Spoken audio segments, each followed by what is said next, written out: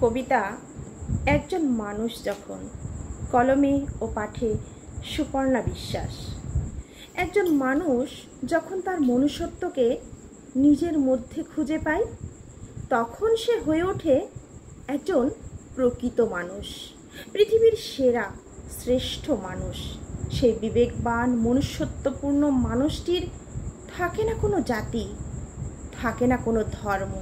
সব থেকে বড় পরিচয় তার হয়ে ওঠে সে একজন পরিপূর্ণ মানুষ।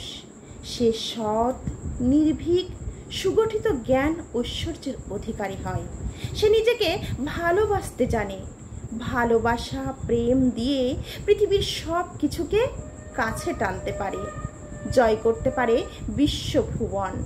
হাজার ঝামেলা, হাজার ব্যস্ততার মাঝেও অন্যের বিপদে তার পাশে দাঁড়ায়, সাহায্যের হাত বাড়িয়ে দেয়।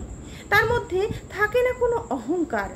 তার স্থান হয় সমাজের অনেক অনেক উঁচুতে, প্রতিটি মানুষের হৃদয়ে।